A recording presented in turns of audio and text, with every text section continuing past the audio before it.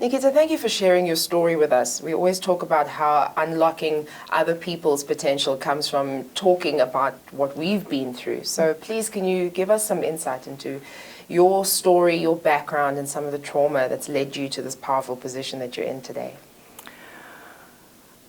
I'll start with what happened with my children. Okay.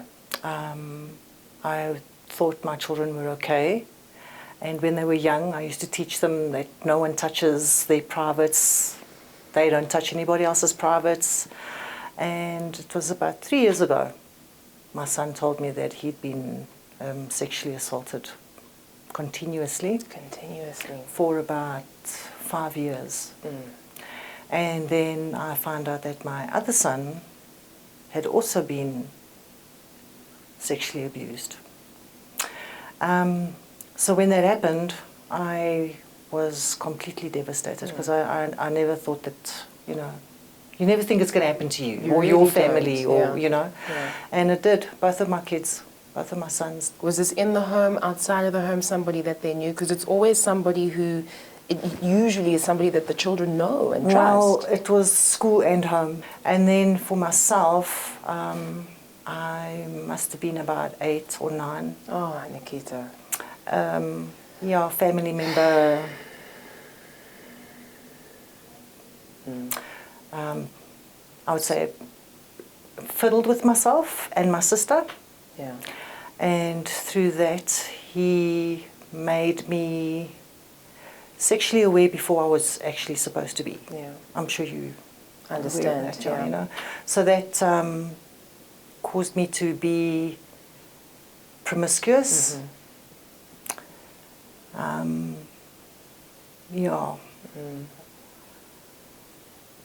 That's devastating.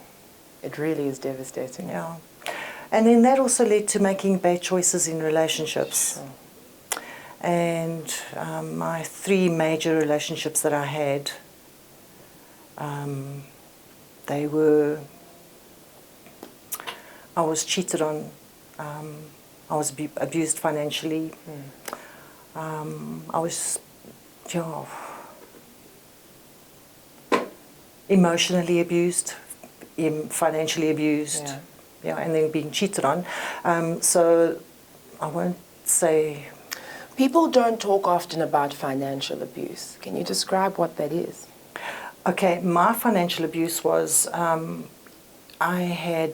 whole salary would go in at the end of the month, and I would pay everything. So your whole salary would go into your partner's account, and you'd be paying everything? I paid everything. And then he'd, control what you get?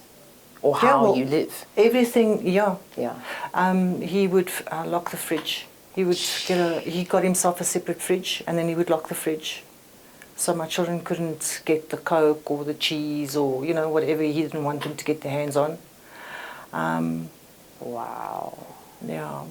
And he used to beat my kids.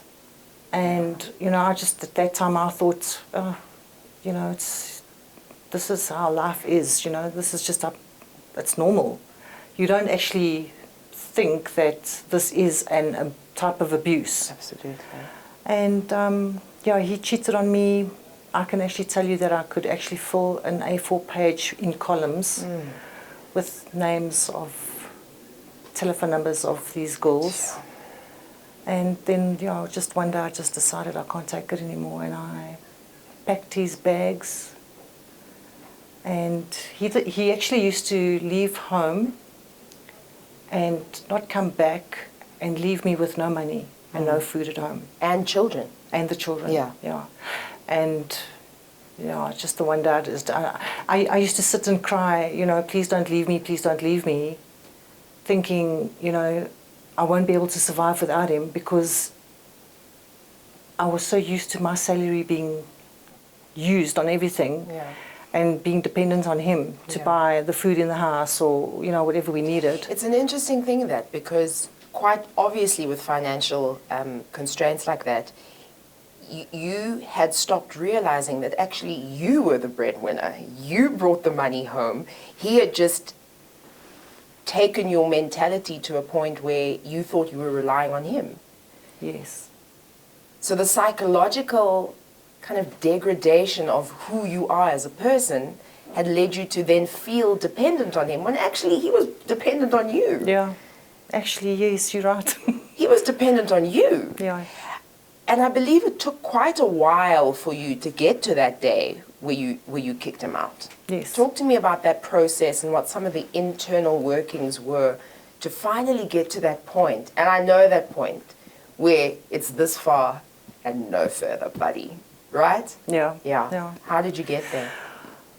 It was one of the weekends where he didn't come home, and we had a long driveway, so my car was parked to the front and hidden away, so he would come, because then it was a Monday morning and he thought that I wasn't at home, and he drove in and I was in the house busy packing his things into a garbage bag. Right, right. But there was, there was two TVs and two couches, 2 lounge suites, and, so there was a double of everything in the house. So he could just take his stuff and he could go, And it broke my heart the day that he took his things and left, because it was like the final move, Yeah. I actually crawled up on the floor in my room, crying like a baby. Yeah. But I knew in my heart that I had to do that, because that wasn't life. My children would actually run and hide when they hear him coming home. Yeah. And they would hide under the bed or hide under the couch, or, So what was their response and reaction to life without him then in the home? They were much happier. Yeah. They were much happier. My son says to me, he just doesn't know what I saw in him. But when you're in the relationship, everybody else sees the worst, but you think you're seeing the best. You think you're seeing his soft side. Yeah. But they're smart. We need to give the children so much more credit, I think, sometimes. Yeah. They really do intuitively see what's going on sometimes before we see what's going on. Yeah. So let's bring some hope and some healing into the story. So you've been out of this relationship, kind of standing on your own feet for a while now. Very long time. Okay, good. Very good. Yeah. I wonder what you can say to somebody who's sitting in that space where they're still grappling with, should I stay or should I go? I can understand the fear, because I was there myself. Yeah. And I thank God that it wasn't a physically abusive relationship. It almost was. Yeah. There was an experience that happened, and I said to him, I wasn't put on this earth for you or any other man to lift their hands to me. Good for you. And he didn't after that. And so I had never had that experience of being physically abused, but the emotional and the mental and all of that, the financial and that was there. And you know what, it took me 5 years, and I know there's other people that are in situations that are like 20, 30 years. Yeah. But there is a way out, there is hope. The people must know that they can do it. And I know that like right now, there's a lot of people that think they can't, and they've got nowhere to go, but there are people out there who do want to help, and they can help if they will just allow them to help. And the Tears Foundation is one of those places, right? Yes. What do you do at Tears? I do interventions. Okay. Yes. What does that mean? So a rape victim will call in, and she'll say she's just been raped, and then we'll ask her, where is she? And then we'll tell her where the closest hospital to her is, the police station, then we'll follow with her and go with her wherever she goes. We'll make sure that she's safe. We'll make sure that she gets the proper help she gets. If she doesn't, one of the ladies in the office is like I won't say it like bulldog. Okay, good. Sometimes you need that, yeah. And so then we'll follow up, get her counselling. But usually also I want to say that ladies who have been raped don't want counselling. And it's very important. And I'm not saying that counselling always heals immediately. It doesn't. You need You need a long period of healing. Yeah. It's not a matter of 2-3 sessions and I'm okay. It's not okay. It takes time, and they just have to be patient and keep going to their sessions with their counsellor for the healing to happen, because otherwise in 20 years' time I'm going to get a call and say, I'm not coping, I never got the counselling, I'm treating my children badly, I'm abusive to my children, I'm abusive to my partner, I'm abusive to my family. That's what happens.